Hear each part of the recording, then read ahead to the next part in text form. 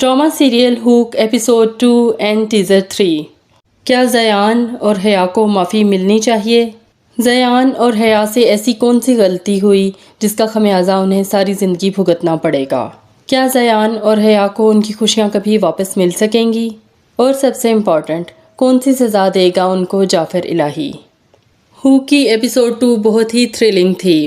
کہانی تیزی سے انفولڈ ہوئی، حیا کی منگنی اور منگنی سے اگلے دن اتنا بڑا قتل کا واقعہ، اور اس میں قطعاً کوئی شک نہیں کہ قتل زیان کے ہاتھ سے ہوا ہے۔ اور جھگڑے کی ابتدا اگرچہ شہیر نے کی تھی، لیکن جلدی پر تیل کا کام زیان نے کیا۔ زیان کیا نہیں جانتا کہ ہر انسان خود پر بات برداشت کر سکتا ہے، لیکن اپنے ماں باپ پر ہرگز نہیں۔ زیان نے خواہ شہیر کے باپ کا نام لیا، جس بات پر شہیر نے گن نکالی۔ جب گن نکل آتی ہے تو گولی تو چل ہی جاتی ہے۔ اب چلیں گولی بھی چل گئی، وہاں تک تو سب حادثہ تھا، لیکن ہمارے خیال میں تو حیا اور زیان دونوں ہی قاتل ہیں، کیونکہ حادثہ ہو گیا، غلطی ہو گئی، گولی چل گئی، یہ بھی ثابت ہو سکتا تھا کہ گن شہیر کی تھی۔ شہیر بہرحال ایک انسان تھا، انہیں شہیر کو ہاسپٹل لے کر جانا چاہیے تھا، نہ کہ مرنے کے لیے روڈ پہ چھوڑ جاتے۔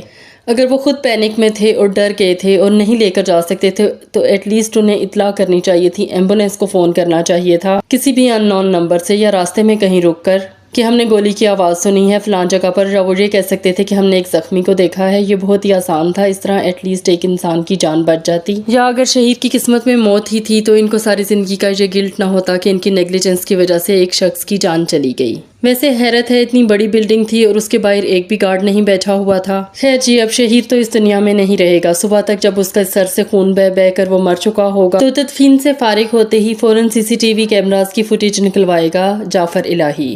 پولیس سی سی ٹی وی کیمراز کی فوٹیج دیکھ کر آسانی سے یہ بتا دے گی کہ ایک لڑکی وہاں موجود تھی جس کی وجہ سے قتل ہوا ہے۔ حیا اور زیان کو بہت آسانی سے آئیڈینٹیفائی کیا جا سکتا ہے اور انہیں فوراً سے پکڑ کر جعفر الہی کے حضور پیش کیا جائے گا، کیونکہ جعفر الہی نے کہا ہے کہ اپنے بھائی کے قتل کی سزا میں خود دوں گا۔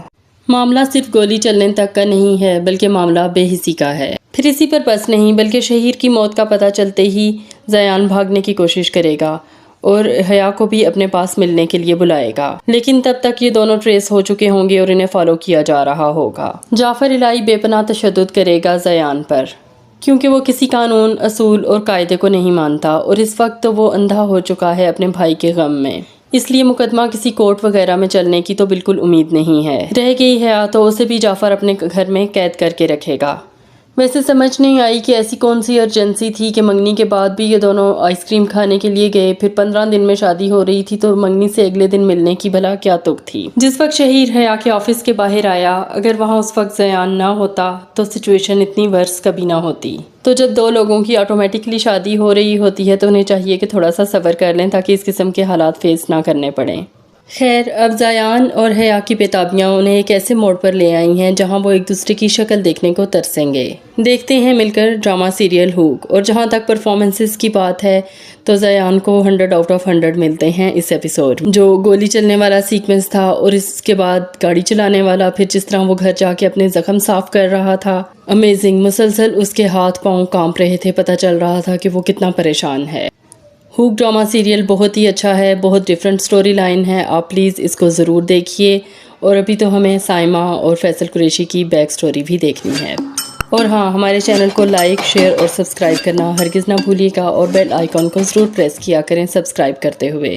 مزید یہ کہ ہوک کی فل سٹوری ریویو ہم نے آلریڈی اپنے چینل پر ڈالا ہوا ہے، آپ سرچ کر کے دیکھ سکتے ہیں۔